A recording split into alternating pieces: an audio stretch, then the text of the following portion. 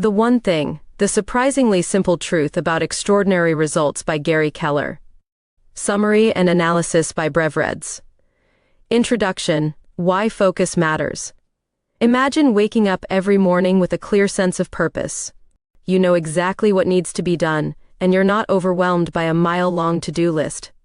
Instead, you have one major task in mind, the task that will bring you closer to your biggest goal. That's the life The One Thing aims to help you build. In a world where we constantly hear about doing it all, this book offers a refreshing idea. It's better to do one thing really well than to spread yourself thin trying to do many things at once. The idea is simple but powerful. By focusing on your one thing, the task or goal that will make everything else easier or unnecessary, you can achieve extraordinary results. The concept is like lining up a row of dominoes. If you place them correctly and knock down the first one, a chain reaction occurs, and all the others fall, one after another. But it all hinges on finding that first crucial domino. The book asks you to think, what is my one thing? What is the one area in my life that deserves my energy because it will create the biggest impact? To fully understand how powerful this focus can be, let's explore stories and examples where individuals or companies identified their one thing and pursued it with determination. These cases show the dramatic changes that can occur when you cut out the noise and focus on what really matters. Chapter 1. The Power of Focus. One domino at a time. The domino effect is not just a catchy metaphor. It's a proven principle of physics. One small domino can topple another domino that's 50% larger. If you lined up dominoes in increasing size, by the 29th domino, you could knock down something as tall as the Empire State Building. But the key is finding that first, right-sized domino. Case study, Steve Jobs and Apple's laser focus. In the 1990s, Apple was struggling. The company that had once been an innovator in personal computing was drowning in a sea of products that weren't selling. They had printers, multiple versions of computers, and even products in industries they had no business in. The company was stretched too thin, and it was losing money fast. When Steve Jobs returned to Apple in 1997, he quickly realized that the company's problem wasn't that they weren't doing enough, it was that they were trying to do too much. Apple was a company with hundreds of products and no clear focus. He knew that if Apple was going to survive, they needed to find their one thing, the product that would put them back on the map. Jobs held a meeting with Apple's top executives. He drew a simple chart on a whiteboard, dividing it into 4 squares. At the top, he wrote consumer and professional. On the side, he wrote desktop and portable. Then he said, we're going to focus on just 4 products, one for each Q quadrant. He cut Apple's product line down from over 300 products to just 10. He killed off products that weren't in those 4 categories, even if they were profitable. At the time, this decision was seen as radical and risky. Apple had invested years and millions of dollars into these products, but Jobs believed that Apple's strength lay in simplicity. One of the products that emerged from this new focus was the iMac, a colorful, user-friendly computer that redefined what personal computing could look like. The iMac was a massive hit, and it marked the beginning of Apple's resurgence. By focusing on a few key products and making them the best they could be, Apple transformed from a struggling company into the global tech giant we know today. But the lesson from this story isn't just about business. It's about the power of saying no to distractions and focusing on what truly matters. Jobs once said, "Focus is about saying no." By cutting out the things that didn't align with Apple's core strengths, he was able to focus on making a few truly exceptional products. Now, think about your own life. What projects, tasks, or commitments could you eliminate to focus on your one thing? What distractions are keeping you from achieving your most important goal? Case study, Gary Keller's real estate empire. Before becoming a best-selling author, Gary Keller was a real estate agent just trying to make it. In the 1980s, he founded Keller Williams Realty, but his journey to success wasn't straightforward. Keller faced stiff competition, market crashes, and the pressures of running a new business. It wasn't until he discovered the power of focus that things began to change. At first, Keller was like most entrepreneurs, trying to do it all. He worked long hours, took on every client he could, and tried to manage all aspects of his business. But despite his efforts, his company wasn't growing the way he'd hoped. He knew he needed to change something, but he wasn't sure what. Then, during a particularly tough period, a mentor asked him a life-changing question. What's the one thing you can do such that by doing it, everything else will be easier or unnecessary? Keller took this question to heart. He realized that his one thing was lead generation, bringing in new clients. If he focused on this, it would make every other part of his business easier. So, he made a drastic shift in how he spent his time. He blocked out time each day to focus solely on lead generation. He set aside everything else, meetings, paperwork, even client calls. This wasn't easy. Some days, it meant saying no to potential clients, or skipping out on opportunities that didn't align with his focus. But the results spoke for themselves. Within a few years, Keller Williams Realty became the largest real estate company in the world by agent count. Keller's focus on lead generation allowed him to build systems and processes that kept the business growing, even when he wasn't directly involved. Today, Keller Williams is a household name in real estate, and it all started with the decision to focus on one key activity. This story is more than a tale of business success. It's a lesson in how powerful it can be to focus on your one thing. Keller didn't become successful by doing everything. He became successful by doing the right thing. What is the one thing in your work or school that, if you focused on it, would make everything else easier?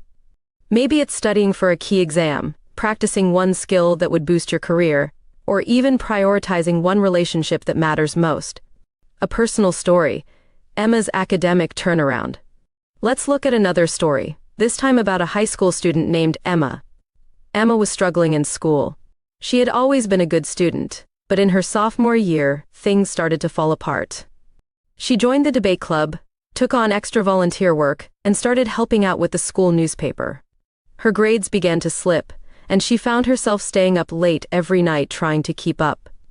Emma's parents noticed the change and suggested that she focus on just one extracurricular activity, but she resisted. She didn't want to give up any of her commitments, believing that doing more would make her a better college candidate. But the more she tried to do, the more her grades suffered, and her stress levels skyrocketed. One day, her English teacher pulled her aside. "Emma," she said, "you have a great mind, but you're spreading yourself too thin. Focus on one thing that you're passionate about, and the rest will fall into place." Emma decided to take her teacher's advice. She dropped out of the debate club and reduced her hours at the newspaper. Instead, she put all her energy into improving her English grades, her favorite subject. She spent extra time on her essays, worked with her teacher after school, and practiced her writing every day. At first it was hard. Emma felt like she was letting people down by stepping back from her other activities. But then something unexpected happened. Her grades in English improved dramatically. With less stress and more time, she found herself enjoying her studies again. By the end of the semester, not only did she raise her English grade to an A, but her improved focus spilled over into her other classes as well. When college application time came around, Emma didn't have as many extracurriculars as some of her friends. But she wrote a powerful essay about how learning to focus on what she truly cared about changed her life. She got into her top choice school, and the experience taught her a valuable lesson she carried with her into college. You can achieve more by doing less, as long as you're doing the right thing. Chapter 2: The Lies That Hold Us Back. Even with the knowledge that focusing on one thing can make a difference, many of us struggle to put it into practice. Why? Because of a series of lies that we believe about success and productivity. These lies keep us stuck, chasing after too many goals at once. Let's explore a few of these lies and understand how they can trap us, and look at examples of how people have broken free. Lie number 1: everything matters equally.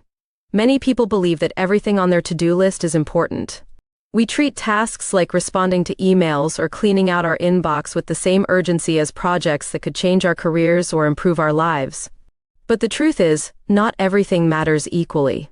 Some tasks have a much greater impact on our lives than others. Case study: Google's focus on search. In the early 2000s, Google was a rapidly growing company, but they were also at a crossroads.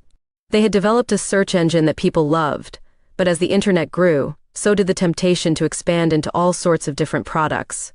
They could have tried to compete with other tech giants like Microsoft by building their own operating system, or they could have ventured into creating more online services like email and social networking. But Google's founders, Larry Page and Sergey Brin, made a critical decision. They decided to focus on one thing: being the best at search. They knew that if they could dominate the search engine market, other opportunities would follow. So they poured their resources into refining their search algorithms and making Google the fastest, most accurate search engine available. This focus allowed Google to do something that no other search engine at the time could: deliver relevant results at lightning speed. It became their signature. Users could type in almost anything and find exactly what they were looking for. The simplicity of the Google homepage, just a search bar and the logo, became iconic. Focusing on search gave Google a strong foundation, and it wasn't until they had cemented their dominance in that area that they started expanding into other ventures like Gmail, Google Maps, and eventually, Android. Each of these new ventures was successful because they started with the clarity of their one thing: search. This story shows that prioritizing what matters most, over all the other things that seem urgent, can create a lasting impact. Google could have spread itself thin by chasing too many opportunities, but instead they chose to excel in one area before moving on to the next. Think about your own life. If your to-do list is full of small tasks, what would happen if you focused on just one that could truly make a difference? What if you spent your time on the thing that really mattered, instead of getting caught up in the busy work? Case study: the rise of Michael Phelps. Michael Phelps, the most decorated Olympian in history, has won 23 gold medals. But his story isn't just one of natural talent. It's a story of extreme focus on one thing. When Phelps was 11 years old, he was diagnosed with ADHD. He had trouble focusing in school, and his teachers often complained that he was too fidgety and restless. His mother, however, noticed that he seemed to find peace when he was in the pool. She enrolled him in swimming lessons, hoping to give him an outlet for his energy. Phelps quickly fell in love with the sport, but he also realized that he was going to need to focus if he wanted to succeed. So, he made a commitment: he would focus on swimming, to the exclusion of almost everything else. He trained 6 hours a day, 7 days a week, even on holidays. He didn't miss a single practice for 5 straight years. While other swimmers balanced their training with social lives or other hobbies, Phelps dedicated himself completely to perfecting his technique. His coach, Bob Bowman, designed a grueling training schedule that included swimming 80,000 meters a week, nearly 50 miles. The focus wasn't just on swimming a lot, it was on doing each stroke perfectly, down to the smallest detail. This intense focus paid off. At the 2008 Beijing Olympics, Phelps won 8 gold medals, breaking records and securing his place in history. His success wasn't just about physical ability, it was about being willing to focus on one thing with an intensity that few others could match. But it's not just a story about swimming, it's about how focusing on one thing, becoming the best swimmer he could be, made everything else possible. It gave him a clear goal to work toward, and it eliminated the distractions that might have held him back. Phelps learned that when you focus on what matters most, you don't need to spread yourself thin. Now, reflect on your own goals.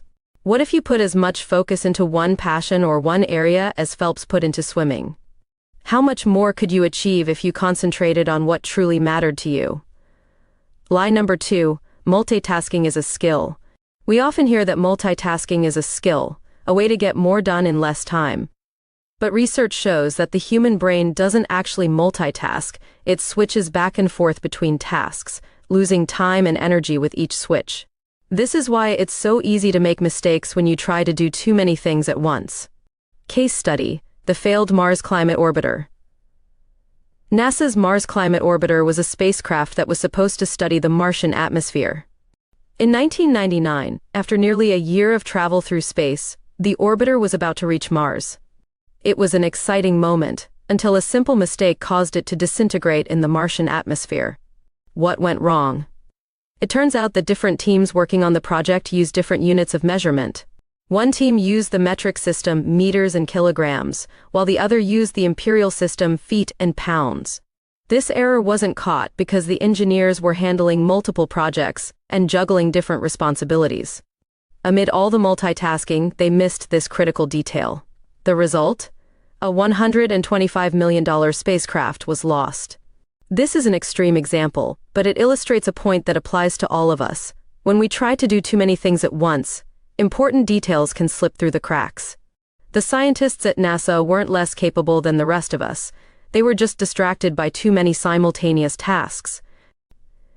This story shows how multitasking can cause even the smartest people to make mistakes. Whether you're working on a school project or managing a team at work, trying to do too many things at once can lead to costly errors. Personal story: Jane's struggle with multitasking. Jane was a marketing manager at a growing company. She prided herself on her ability to juggle multiple tasks at once. Answering emails, jumping into meetings, drafting marketing campaigns, and keeping an eye on social media trends. Her days were a whirlwind of activity, and she rarely took a moment to slow down. But over time, Jane started to notice a problem. She was making more mistakes. She'd miss important details in her email responses, forget about meeting notes, and send out campaigns with errors that she would have caught before. Her boss called her in one day to discuss her performance, pointing out that while she was always busy, her work quality had slipped. Jane realized that she needed to change her approach. She decided to start time blocking, dedicating specific periods of her day to focus on just one task at a time. In the mornings, she worked on campaign strategies with her phone and email turned off. After lunch, she set aside an hour to respond to emails and follow up on messages. At first, it felt strange to work this way. She was so used to jumping from task to task that slowing down felt like she was doing less. But soon, she began to notice a difference. Her campaigns were sharper, her emails more thoughtful, and she found herself catching mistakes before they happened. Her boss noticed too, praising her for the improvements in her work. Jane learned that by focusing on one task at a time, she could do better work in less time. It wasn't about doing more, it was about doing what mattered without distraction. Now, think about your own daily routines. Are there times when multitasking is actually slowing you down? What would happen if you tried to focus on just one thing at a time, giving it your full attention? Chapter 3: Discovering Your One Thing. Now that we've busted the myths of multitasking and the idea that everything matters equally, it's time to turn to the real challenge: figuring out what your one thing is. This is the thing that matters most, the one goal that, if achieved, makes everything else easier or even unnecessary. It's not always easy to find, but once you do, it can change the way you approach work, relationships, and even daily life. Let's dive into some real-life stories and see how focusing on a singular purpose can change everything. The focusing question: what's the one thing? The key to discovering your one thing is to ask yourself a simple but powerful question. What's the one thing I can do, such that by doing it, everything else will be easier or unnecessary? This question helps you cut through the noise and pinpoint what truly matters. Story: Bill Gates and his obsession with software. When Bill Gates was in high school, he discovered something that would change his life forever: programming. Back then, computers were rare, massive machines that took up entire rooms. Most people saw them as a curiosity, but Gates saw something different. He saw a tool that could change the world if it was put into the hands of everyday people. He and his friend Paul Allen became obsessed with learning everything they could about computers and programming. They spent their free time writing code, poring over books, and trying to figure out how to make computers more accessible. As Gates got older, he asked himself a version of the focusing question: what's the one thing I can do to bring computers into people's homes? His answer: build software that was so easy to use, people wouldn't need to understand the technology behind it.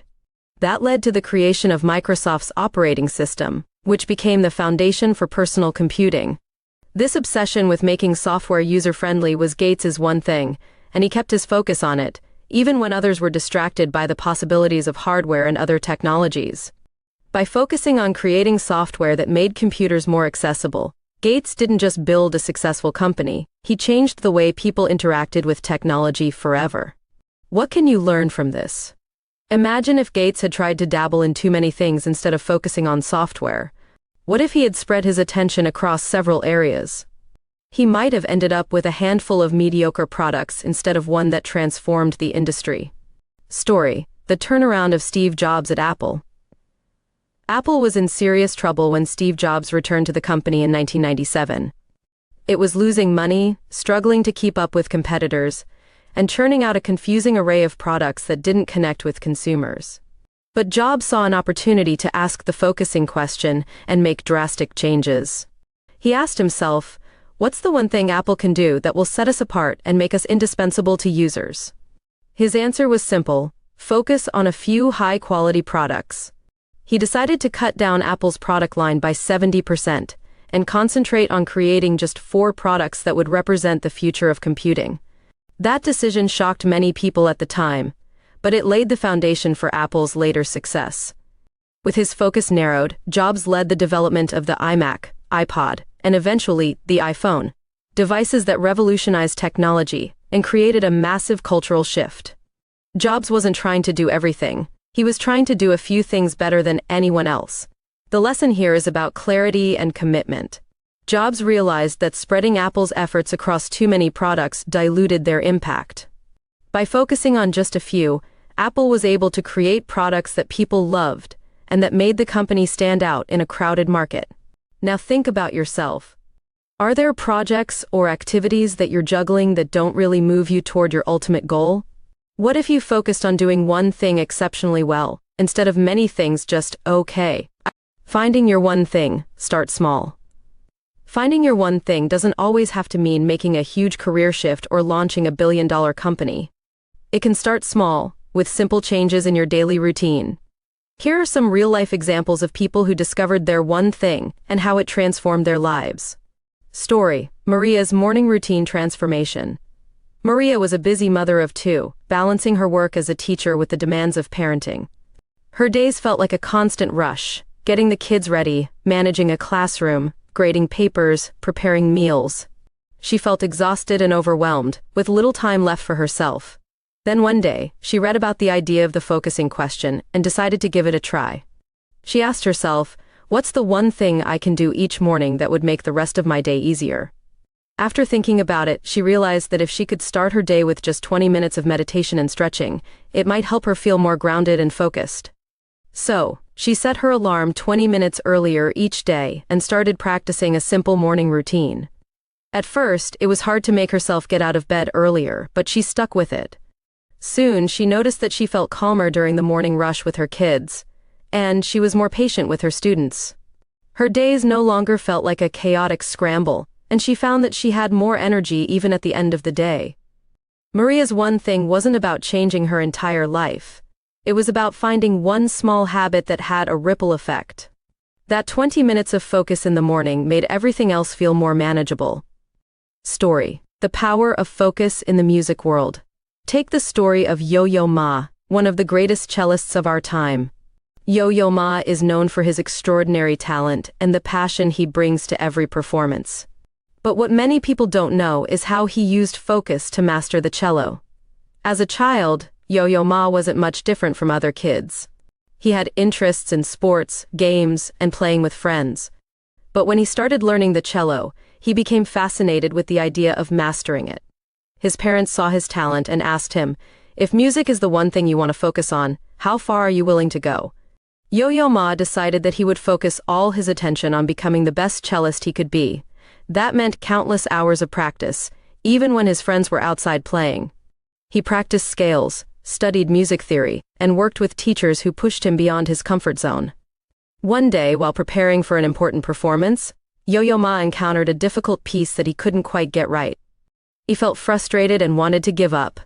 But he reminded himself of his one thing, his commitment to mastering the cello, and he kept practicing that one piece, over and over again, until he finally got it right. That intense focus paid off. Yo-Yo Ma became known for his technical brilliance and the emotion he brings to his music. But more importantly, he found joy in the process of mastering his art. His story is a reminder that when you pour yourself into just one pursuit, you can achieve a level of excellence that others only dream of. Now think about a skill or a passion you have. What would happen if you put Yo-Yo Ma's level of focus into it? What if you dedicated yourself to improving one area of your life, bit by bit, until you reached a new level of mastery? Chapter 4: Making your one thing a habit. You've figured out your one thing. You've identified that single focus that can make the biggest difference in your life. But knowing it isn't enough. You need to make it a habit, a routine that drives your actions every day without fail. A habit is the key to sustained focus, and building one takes commitment and effort. In this chapter, we'll look at how to turn your one thing into a habit that sticks, And we'll do that through the lens of real stories of people who transformed their lives by committing to small, consistent actions. The power of habits, small actions, big results. Habits are the foundation of success. They're like the building blocks of a house. You can't see each brick from the outside, but they're what keeps the structure standing strong. Forming the right habits ensures that you're consistently moving toward your goal, even when you don't feel particularly motivated. Story: the marathon runner who started with a single mile. Jason was never an athlete. In fact, he couldn't even run a mile without getting winded. But after years of working a desk job and watching his health decline, he decided that he wanted to run a marathon. It seemed impossible. 26.2 miles was a distance he could barely wrap his mind around. Instead of getting overwhelmed, Jason focused on one small step. He asked himself, "What's the one thing I can do today that will make my marathon goal easier?" The answer was simple: run 1 mile. He committed to running just a single mile every day. No matter what the weather was like or how busy he was, he laced up his shoes and hit the pavement. At first, that 1 mile was a struggle. But after a few weeks, it became a habit. His body adjusted, and running a mile felt like less of a challenge. So he bumped it up to 2 miles, then 3. Slowly but surely, his endurance grew. And after months of these small daily actions, Jason was able to run longer distances without stopping. The morning of the marathon, Jason remembered those early days when he could barely finish a mile. But now, he was prepared. He knew that his success wasn't about a sudden burst of motivation, it was about the daily commitment to a small habit. When he crossed the finish line, it wasn't just a victory over 26.2 miles. It was a triumph over his own doubts and excuses. What can you take away from Jason's story? When faced with a big goal, it's easy to feel overwhelmed. But if you focus on the smallest possible step you can take today, and then do it consistently, it becomes a habit that propels you forward. Eventually, that habit becomes the momentum you need to achieve your larger goal. Story: the writer who battled procrastination with 250 words a day. Lisa had always dreamed of writing a novel. She had story ideas, characters, and even a rough outline. But every time she sat down to write, she felt intimidated by the blank page. The thought of writing thousands of words was overwhelming, so she kept putting it off. One day, a mentor told her about the importance of habits and suggested that she set a tiny daily goal. Lisa asked herself, "What's the one thing I can do every day that will move me closer to finishing my book?" Her answer: write 250 words each day. It seemed ridiculously small, less than a single page, but she decided to give it a try. At first, writing 250 words felt manageable, almost easy. It took her about 15 minutes each day, but as she kept going, something interesting happened. Some days, she found herself getting into the flow and writing far more than 250 words. On other days, she struggled to hit her target, but she pushed through because the goal was small enough to seem doable. Over time, Lisa built a habit of daily writing. It became a part of her routine, like brushing her teeth or drinking her morning coffee. And slowly, those 250-word sessions added up. Within a year, she had finished the first draft of her novel. It wasn't perfect, but it was real. It existed, and she could edit and refine it. Lisa's story is a testament to the power of small, consistent actions. By making her writing habit achievable, she was able to stay committed even on the hard days. It's a reminder that consistency beats intensity. Instead of waiting for inspiration to strike, create a habit that keeps you moving forward every day. How to form a habit: 66 days of commitment. According to research, it takes about 66 days for a new behavior to become automatic. That means if you commit to doing your one thing daily for just over 2 months, it can become a part of your routine. It's not always easy. There will be days when you're tempted to skip or give up, but the results are worth it. Story: the 66-day rule in action, a salesman's journey. James worked in sales, and his results were all over the place. Some months, he hit his targets with ease, other months, he fell short. He knew he needed to bring consistency to his work, so he decided to apply the 66-day rule to his sales strategy. He asked himself, "What's the one thing I can do every day that will help me reach my sales targets?" After thinking it over, he realized that making 3 cold calls every morning was a simple action that could have a huge impact on his pipeline. For the first few weeks, James struggled with making those calls. He felt awkward and uncomfortable, and he faced plenty of rejection. But he kept going, reminding himself that this was just part of the process of building a habit. Around day 30, he started to notice a shift. The calls got easier, and he started to feel more confident in his pitch. By day 66, picking up the phone and making those calls was as routine as checking his email. The consistent effort paid off, his sales numbers improved, and he felt more in control of his work. What can we learn from James? Building a habit isn't always smooth sailing. It's normal to face resistance, but if you push through those first weeks, you'll find that it gets easier. And once the habit becomes automatic, it's a powerful tool that keeps you on track without requiring constant willpower. The domino effect, how habits create momentum. When you focus on your one thing and make it a habit, something magical happens, the domino effect. This means that one small habit can knock over larger challenges, creating momentum that makes everything else easier. It's like knocking over the first domino in a long line. Once you start, the rest begins to fall. Story: The Domino Effect in Action, a small gym owner's journey. Rachel owned a small gym, but she struggled to attract new members. She felt overwhelmed by all the things she could do to market her gym: social media, flyers, community events. But nothing seemed to stick. Her friend suggested she focus on one thing: building relationships with existing members. Rachel decided to ask herself, what's the one thing I can do to strengthen relationships with my members? She realized that sending a personalized thank you note to one member every day could be a game changer. It was a simple action, but it had the potential to make her members feel valued. For the next 66 days, she made it a habit to send one handwritten note each day. At first, it didn't seem like much, but over time, something amazing happened. Her members started talking about how appreciated they felt, and they began to spread the word about her gym to their friends and family. New members started coming in, drawn by the positive reviews and word-of-mouth referrals. That small habit of writing one thank you note each day set off a chain reaction. By focusing on building relationships, Rachel saw her business grow in ways she hadn't anticipated. It's a reminder that a single, focused action can lead to big changes. Now think about your own life. What small habit could you start today that would have a domino effect on your bigger goals? Maybe it's reading a few pages of a book each night, practicing a musical instrument, or making one extra sales call each day. Whatever it is, start small, stay consistent, and watch how that habit transforms your life over time. Chapter 5: Protecting your time for your one thing. Focusing on your one thing is only half the battle. The other half is protecting your time to make sure it gets done. Distractions, urgent tasks, and other people's demands can easily pull you away from your focus. But if you don't safeguard your time, you won't have the space you need to achieve extraordinary results. This chapter dives into the importance of time blocking, saying no, and creating a protective barrier around your time. These strategies ensure that you keep moving forward on your one thing, even when life gets chaotic. The magic of time blocking, making time work for you. Time blocking is the practice of scheduling a specific time in your day solely dedicated to your one thing. During this time, you shut out distractions and focus exclusively on that task.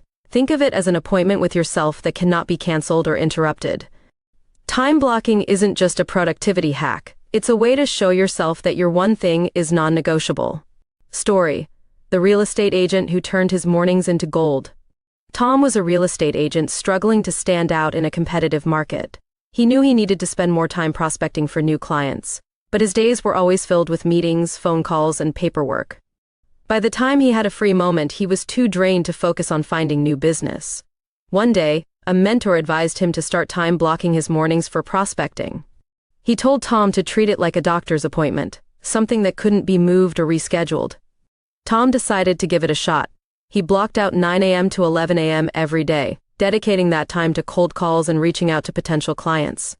During those hours, he shut off his phone's notifications, closed his email, and made sure nothing interrupted him. At first, it was tough. He felt guilty for not being immediately available to his clients and colleagues. But he stuck to it, reminding himself that his mornings were reserved for his one thing. Slowly but surely, Tom began to see results. His consistent prospecting led to new listings and more clients.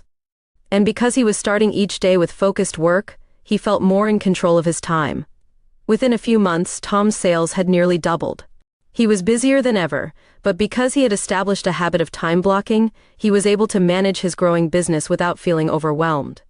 It all started with those 2 hours each morning, time he protected fiercely because he knew it was the key to his success. Tom's story is a reminder that when you treat your time as a precious resource, you can achieve more in less time. By blocking out time for your one thing, you ensure that your most important work gets done, no matter what else comes up. Learning to say no. Guarding your focus. Protecting your time isn't just about scheduling, it's also about learning to say no to anything that doesn't align with your one thing. Saying no can be difficult, especially if you're used to being helpful and accommodating. But if you say yes to everything, you end up with no time for what truly matters. Story: the designer who learned to prioritize. Ella was a freelance graphic designer with a reputation for taking on any project that came her way. She was constantly busy, juggling multiple clients and deadlines. But despite working long hours, she never felt like she was making progress on her bigger goals, like building her own design course. Ella realized that if she kept saying yes to every project, she'd never have time to work on her dream. So, she started asking herself a new question whenever a client reached out: will this project bring me closer to my goal, or take me further away from it? If the answer was no, she politely declined. At first, it was terrifying. Turning down work meant turning down money, and she worried that clients would stop coming to her altogether. But as she said no to smaller projects, she found that she had more time to focus on creating her design course. She invested her newly freed up time into planning, recording, and refining the course content. As she dedicated more time to her one thing, Ella's reputation as a specialist grew. She started attracting clients who valued her expertise and were willing to pay higher rates. And when she finally launched her design course, it became a new stream of income that allowed her to be more selective with her freelance work. By learning to say no, Ella created space for her one thing to flourish. It's a reminder that every yes comes with a cost. When you protect your time by saying no to distractions, you open up room for what truly matters.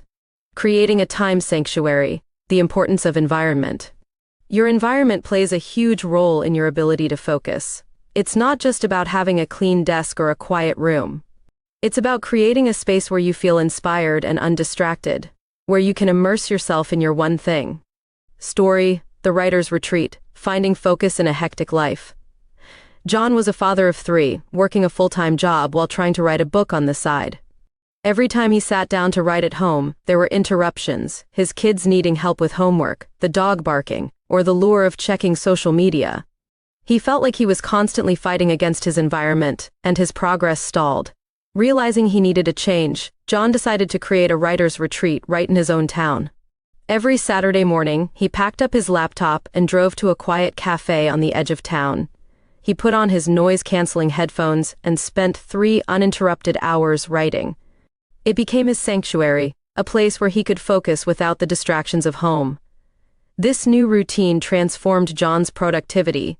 Instead of feeling guilty for not being able to write during the week, he could look forward to his dedicated time at the cafe. It became a non-negotiable part of his schedule, and within a few months, he finished the first draft of his book. John's story shows that sometimes protecting your time means changing your environment. Whether it's finding a quiet corner of a library, creating a dedicated workspace at home, or even scheduling a weekly escape to a peaceful spot, your surroundings can either support or hinder your focus. The importance of rest and recovery. Protecting your time also means knowing when to rest.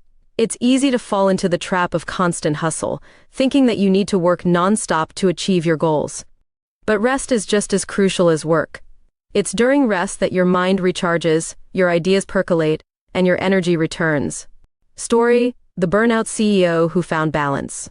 Sophia was the CEO of a tech startup. She worked long hours, barely slept, and took pride in being the first one in the office and the last to leave.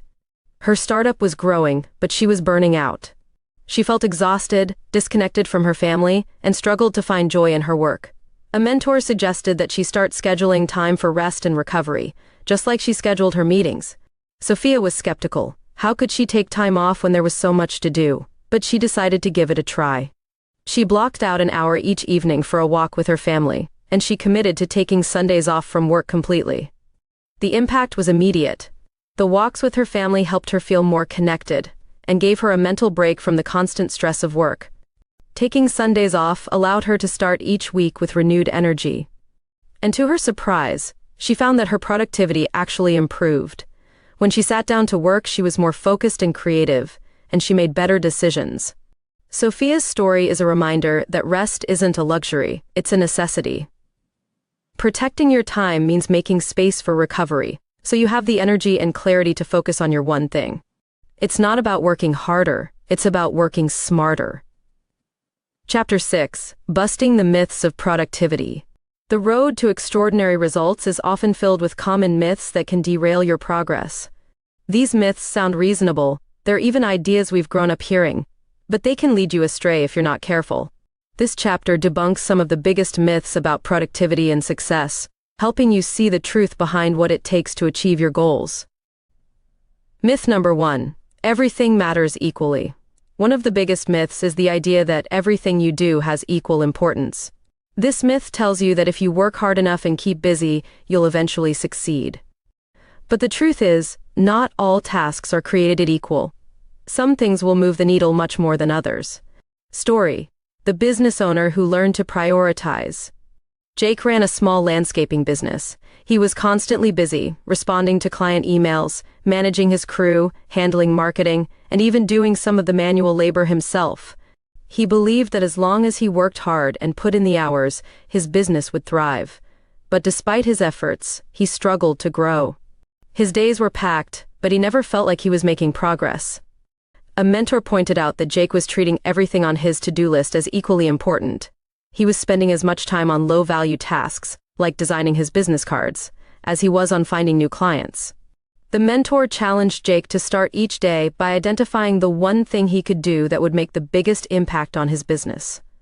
Jake decided to focus on building relationships with potential clients and reaching out to large property management companies that could bring him steady contracts.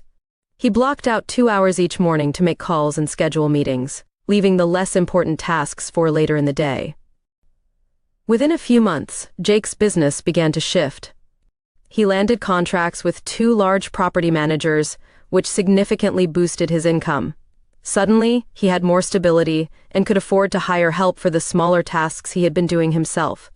By focusing on the work that mattered most, Jake transformed his business. He realized that being busy wasn't the same as being productive.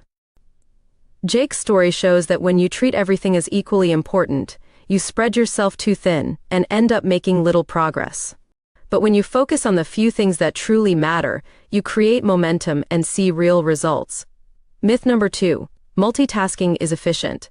Multitasking is often seen as a superpower, something that makes you more efficient because you can handle multiple tasks at once. But in reality, multitasking divides your attention and makes it harder to do anything well. It's like trying to ride 2 bikes at the same time. You don't get twice as far, you just fall off.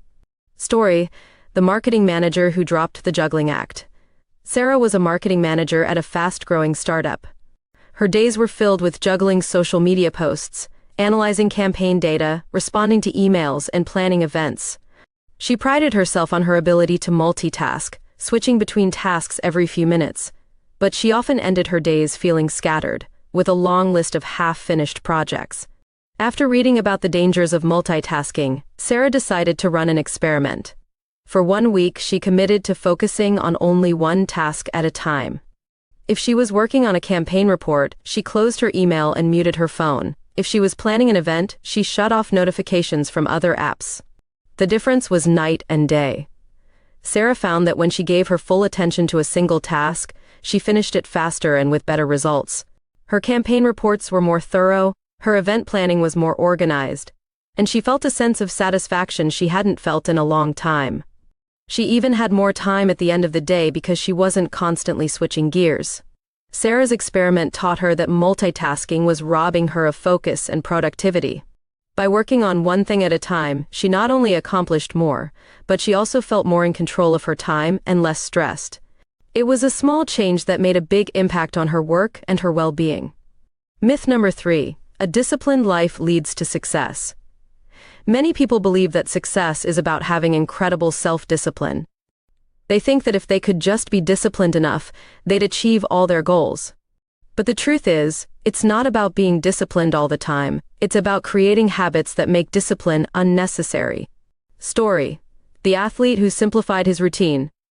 Carlos was an amateur triathlete training for his first Ironman race. He admired professional athletes who seemed to have endless discipline, waking up at 4 a.m. every day to train. He tried to follow their example, forcing himself into a grueling routine of early morning swims, bike rides, and long runs. For a while, Carlos managed to stick to it, but eventually, his motivation faded. He found himself hitting snooze more often and feeling guilty for not having the same level of discipline as the pros. He worried that he'd never be able to complete the race. A coach gave Carlos a new perspective. Instead of trying to be disciplined all the time, the coach helped him focus on creating a few key habits. Carlos made a habit of laying out his workout clothes the night before, so he had one less excuse in the morning.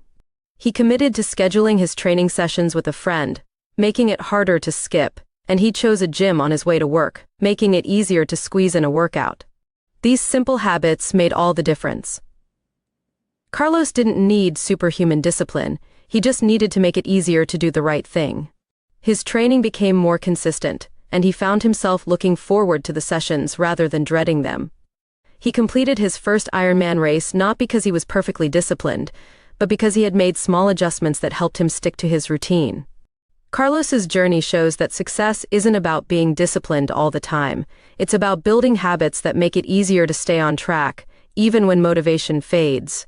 Myth number 4. Willpower is always on will call. Many people believe that willpower is something you can summon whenever you need it, like a superpower that's always at your disposal. But the truth is, willpower is a limited resource. Just like a battery, it gets drained throughout the day, and if you use it up on small decisions, you won't have any left for the important ones. Story: the surgeon who made big decisions early. Dr. Evans was a well-respected surgeon known for her precise work and calm demeanor, even in high-pressure situations. Her colleagues often asked her how she stayed so sharp throughout her long days in the operating room.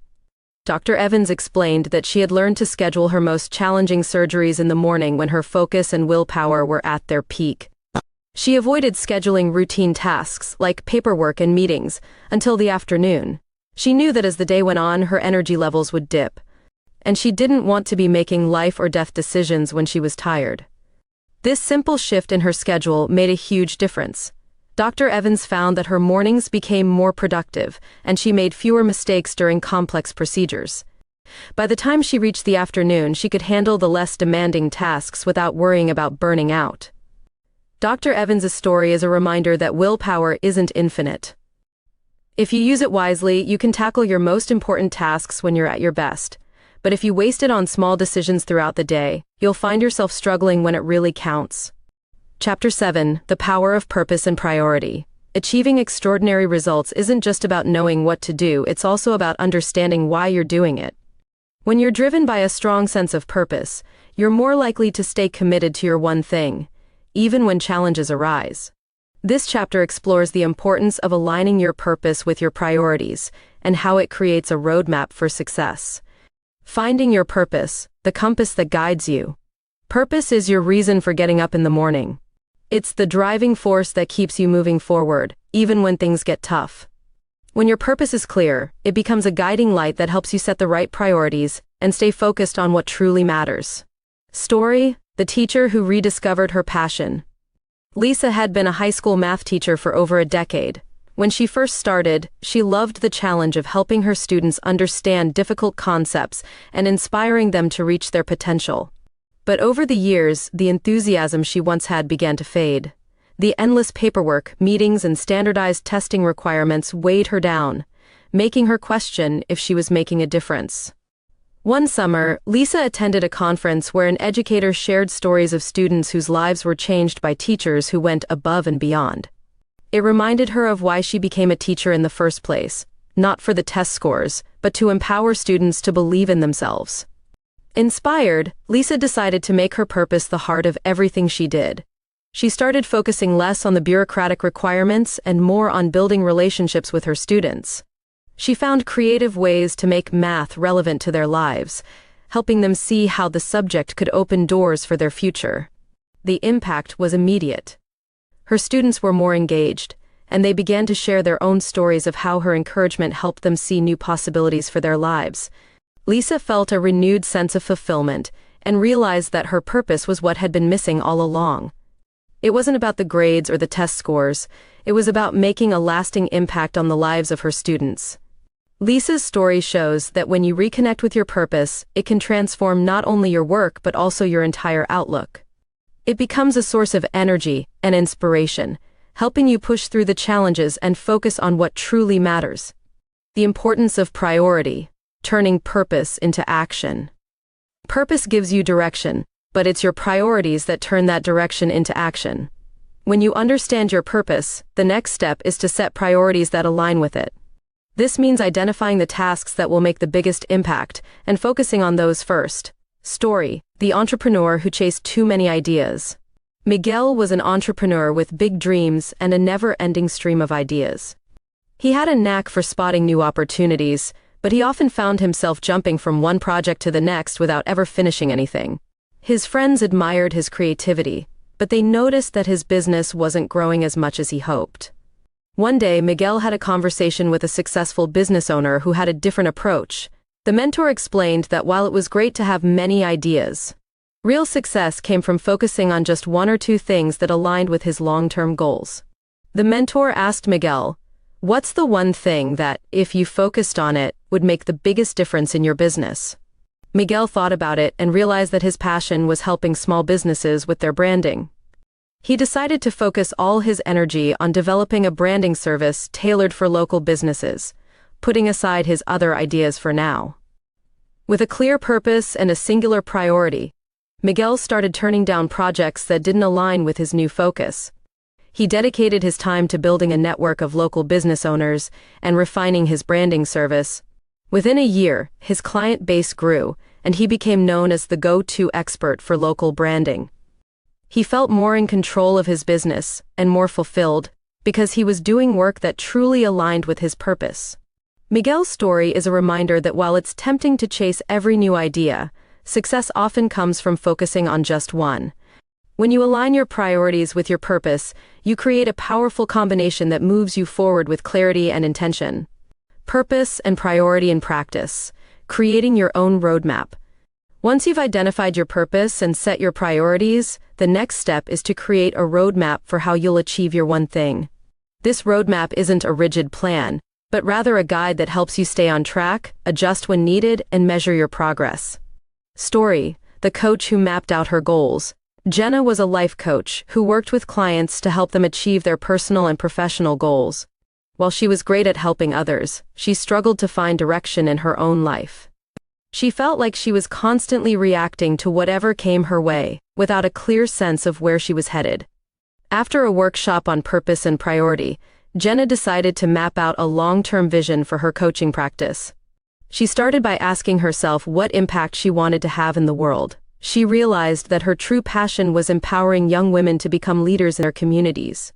With this purpose in mind, Jenna set a clear priority for the next year: to create a leadership program specifically for young women. She broke down this goal into smaller steps, such as researching existing programs, connecting with local schools, and developing a curriculum.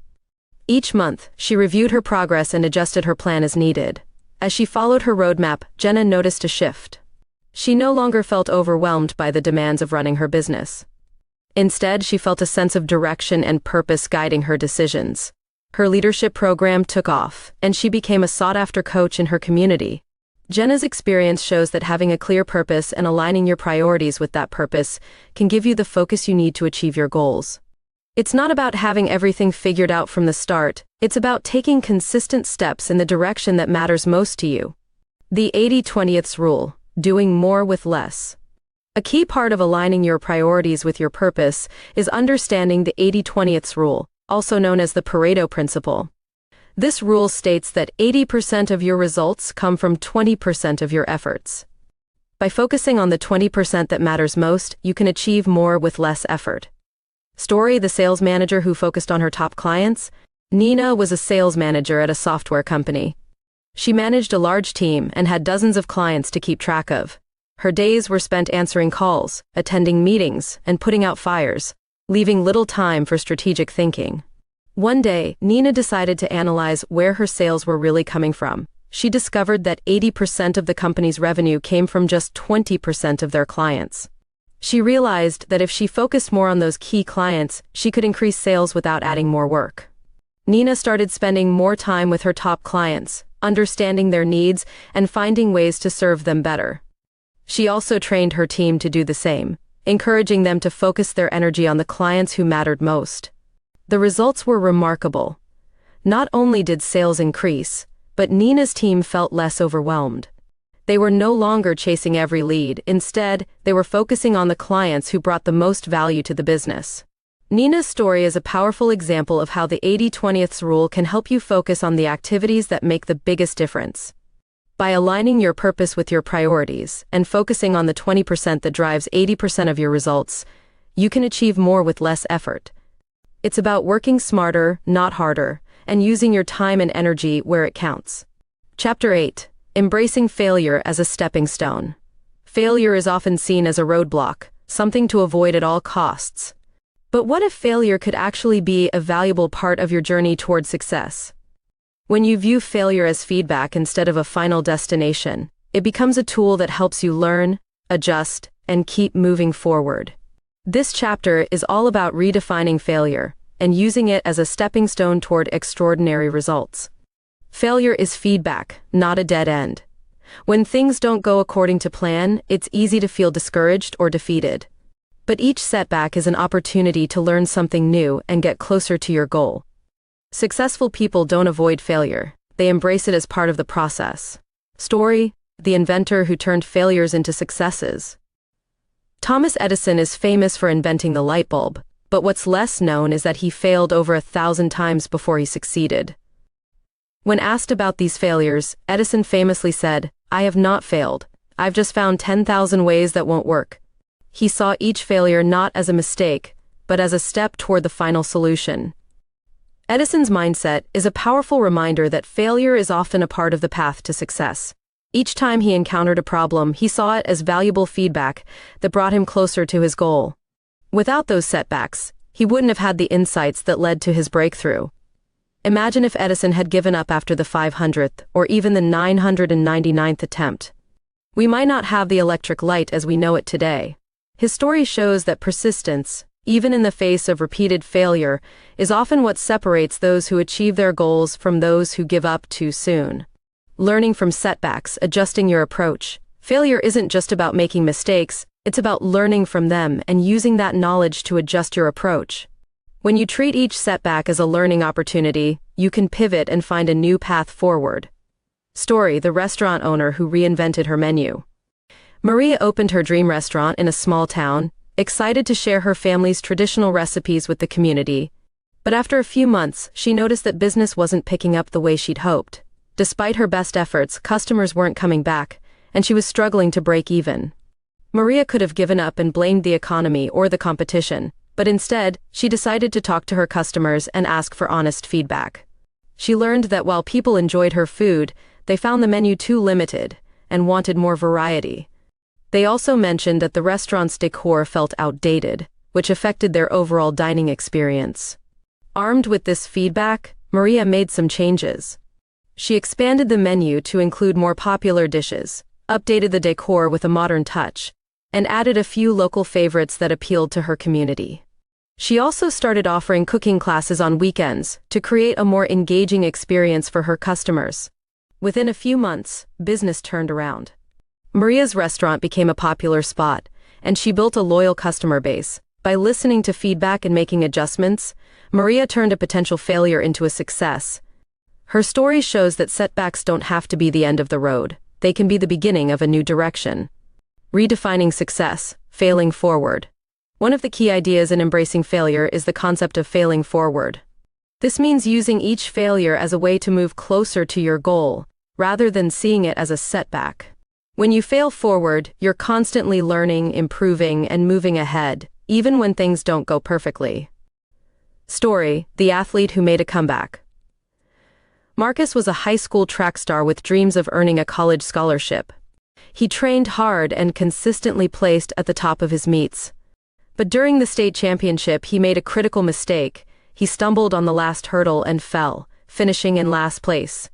His scholarship hopes vanished, and he felt like he'd lost his chance. Marcus was devastated, but his coach encouraged him to see this as a chance to come back stronger.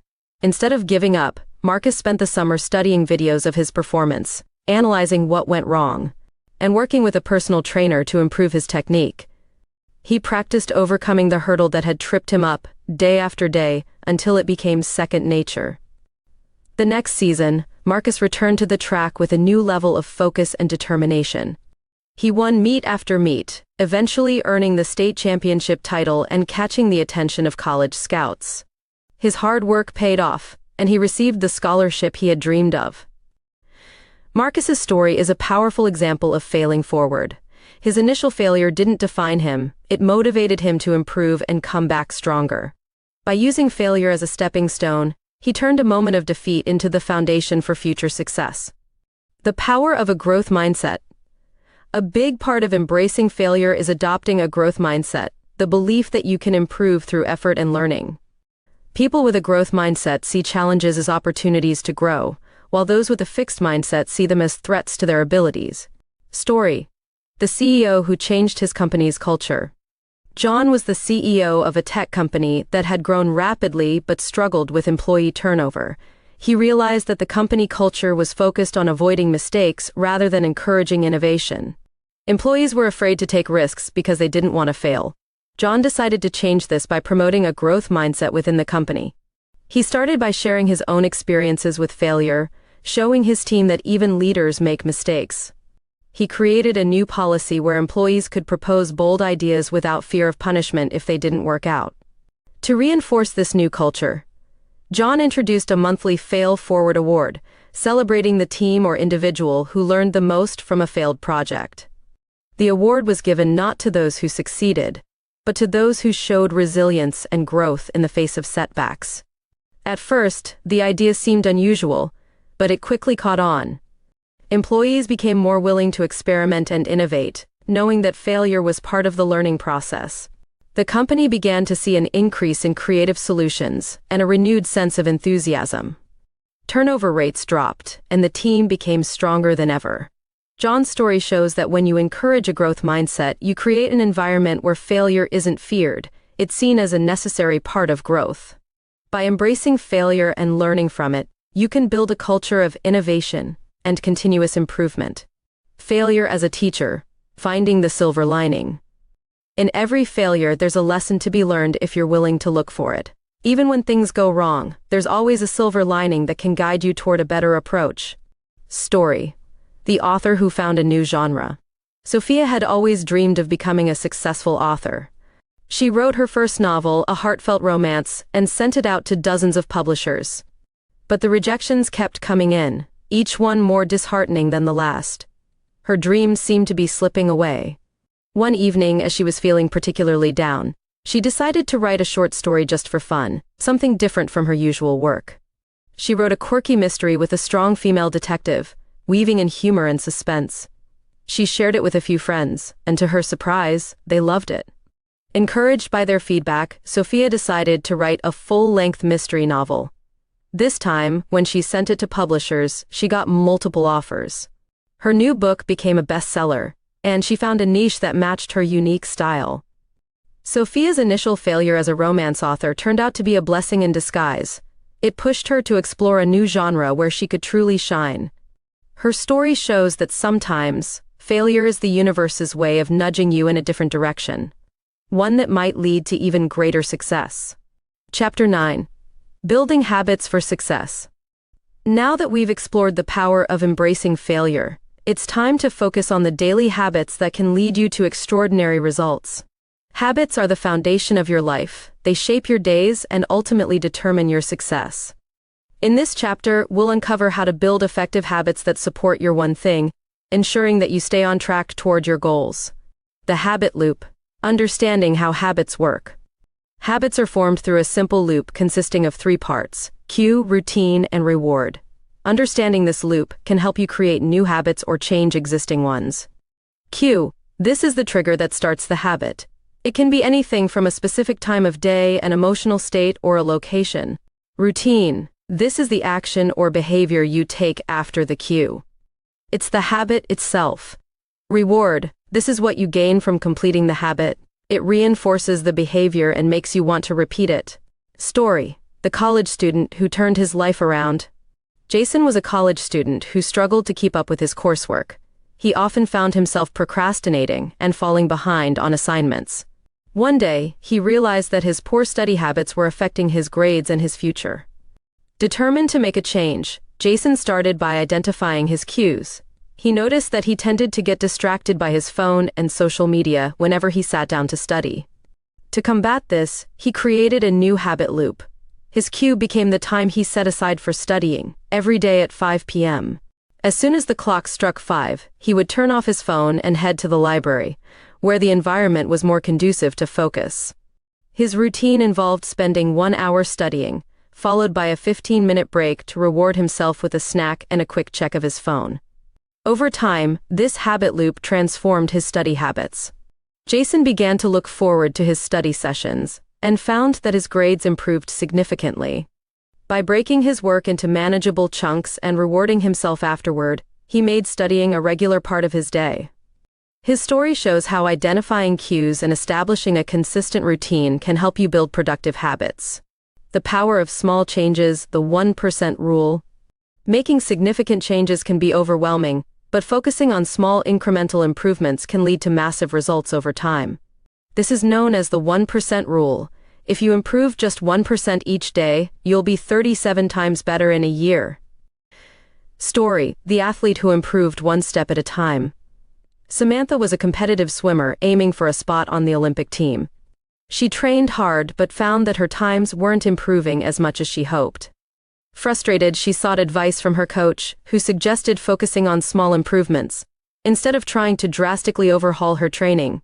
Her coach encouraged her to focus on just one aspect of her performance each week.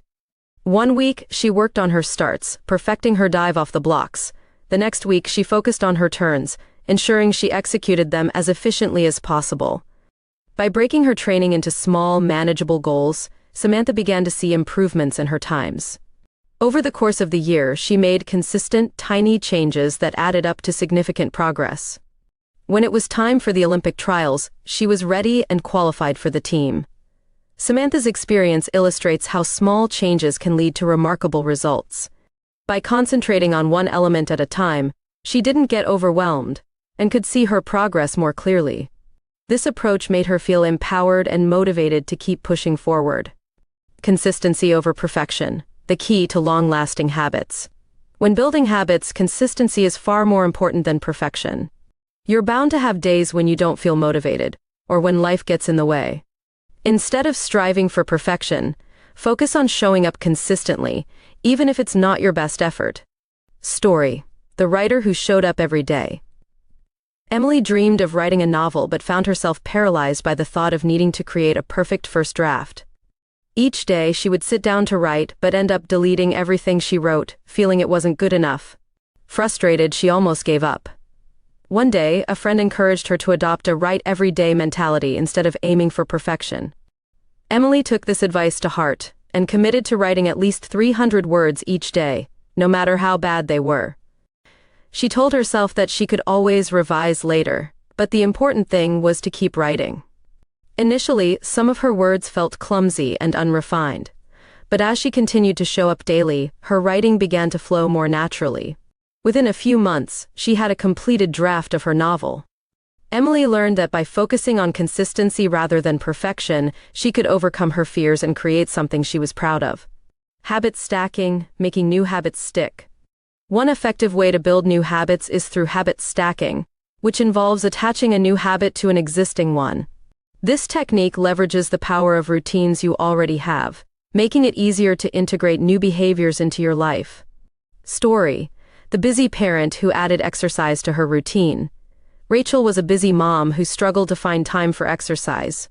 Between school drop-offs, work, and family commitments, she felt there was no time left in her day. One day, she realized that she could take advantage of the time she already spent doing something else. Rachel decided to stack her new habit of exercise onto her existing routine of waiting for her children to finish their soccer practice. Instead of sitting on the sidelines scrolling through her phone, she started bringing her running shoes and jogging around the field while her kids practiced. At first, it was a challenge to get used to the change. But as Rachel continued to do this, she noticed that she was not only getting fitter but also feeling more energized and happy. The added exercise became a regular part of her routine, without her feeling like she had to carve out extra time in her busy schedule. Rachel's story illustrates the power of habit stacking. By combining a new habit with something she already did, she was able to fit exercise into her life seamlessly. This approach can work for anyone looking to add new habits without feeling overwhelmed. The power of accountability, finding a support system. Having a support system can make a huge difference in sticking to your habits. When you share your goals with others, you create a sense of accountability that encourages you to stay on track. Story: The friends who started a book club. A group of friends loved to read but often found themselves too busy to pick up a book. They decided to create a book club, meeting once a month to discuss a book they had all read. This not only encouraged them to read regularly, but also made the experience more enjoyable and engaging. Each friend took turns choosing the book, ensuring everyone had a voice in the selection process. When they met, they would share their thoughts, favorite quotes, and even their opinions on the characters. This shared experience brought them closer and motivated them to keep reading. The accountability of knowing they had a set date to discuss the book encouraged each member to finish it. As a result, they not only read more but also discovered new genres and authors they might not have explored otherwise. The story of the book club shows how accountability can create positive habits. By setting up a system of support with friends, they motivated each other to achieve their reading goals while also strengthening their friendships. Chapter 10: The Power of Prioritization. In a world filled with endless distractions and a seemingly infinite list of tasks, knowing how to prioritize is a vital skill. The truth is that not everything on your to-do list deserves equal attention. To achieve extraordinary results, you must focus on what truly matters. This chapter will guide you through prioritizing tasks effectively, ensuring that your efforts align with your one thing. The Pareto Principle, 80-20th Rule. The Pareto Principle, or the 80-20th Rule, suggests that 80% of your results come from 20% of your efforts. This principle can help you identify which tasks will yield the most significant impact, allowing you to focus your energy where it counts. Story: The entrepreneur who streamlined her business. Sophie was a small business owner overwhelmed with the daily demands of running her company. She spent hours juggling marketing, customer service, inventory management, and social media. Despite her hard work, she felt like she was barely making a dent in her goals. One day, she attended a workshop that introduced her to the 80-20th Rule. Sophie learned that by identifying the tasks that generated the most results, she could significantly improve her productivity. After analyzing her work, she discovered that 20% of her customers were responsible for 80% of her sales. With this new perspective, Sophie decided to focus on nurturing relationships with her top customers rather than spreading her attention thin across all clients. She developed a loyalty program and personalized marketing campaigns specifically for this group. Not only did her sales soar, but her customers felt valued and appreciated, leading to long-term loyalty. Sophie's story highlights the power of prioritization through the 80-20th Rule. By identifying the tasks that yield the most significant results, she could streamline her efforts and see substantial improvements in her business. Time blocking, making time for what matters. Time blocking is a technique that involves scheduling specific blocks of time for your most important tasks. By dedicating time to focus on your one thing, you create a structured approach that allows you to work without distractions. Story: The Student Who Mastered Time Management. Liam was a high school student who struggled to balance his studies, extracurricular activities, and social life. He often found himself cramming for tests at the last minute, which left him stressed and unprepared. Frustrated with his situation, he decided to implement time blocking. Liam sat down on a Sunday and mapped out his week. He dedicated specific blocks of time for studying, homework, and even leisure activities. He made sure to schedule time for his one thing, preparing for the upcoming math competition that he really wanted to excel in. During his designated study blocks, Liam turned off his phone and eliminated distractions. He focused solely on his math practice and problem-solving techniques. By committing to this structured approach, he found that he could retain information better and feel more confident leading up to the competition. When the day of the competition arrived, Liam performed exceptionally well, finishing in the top 3. His experience showed that by prioritizing his time and focusing on his one thing, he could achieve remarkable results. Time blocking not only improved his performance but also reduced his stress levels. The focusing question, keeping your goals in sight. One of the most powerful tools for prioritization is asking yourself the focusing question: what's the one thing I can do such that by doing it, everything else will be easier or unnecessary? This question helps you hone in on the most critical tasks, ensuring that your energy is directed toward what truly matters. Story: the marketing team that transformed their strategy. At a growing marketing agency, the team often felt overwhelmed by countless projects and deadlines. They spent hours in meetings discussing various strategies, but progress was slow, and they weren't hitting their targets. One day, their manager introduced the focusing question to the team. As a group, they sat down and brainstormed how to apply the focusing question to their projects. They realized that by focusing on one primary marketing campaign that aligned with their clients' core goals, they could streamline their efforts and generate better results. After selecting their one thing, the campaign that promised the highest return, they dedicated all their resources to its success. They eliminated unnecessary meetings and tasks that distracted them from this goal. As a result, the campaign gained traction, and the client's satisfaction skyrocketed. The marketing team's experience shows how powerful the focusing question can be in prioritizing tasks. By zeroing in on their one thing, they transformed their approach and achieved outstanding results. The importance of saying no. One of the keys to effective prioritization is learning to say no. You cannot do everything, and by taking on too much, you risk diluting your focus and effectiveness. Saying no allows you to protect your time and energy, ensuring that you can concentrate on your one thing. Story: the teacher who restructured her commitments. Mrs. Thompson was a dedicated teacher who loved her job. However, she often found herself overwhelmed with extracurricular commitments, club advising, tutoring, and community events.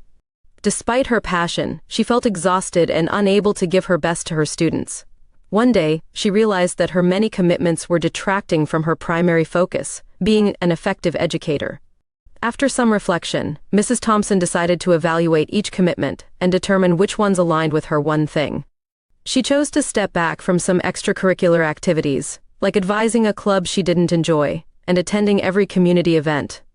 Instead, she focused on improving her teaching methods and providing more support to her students. With her new focus, Mrs. Thompson felt rejuvenated. Her teaching improved and her students thrived.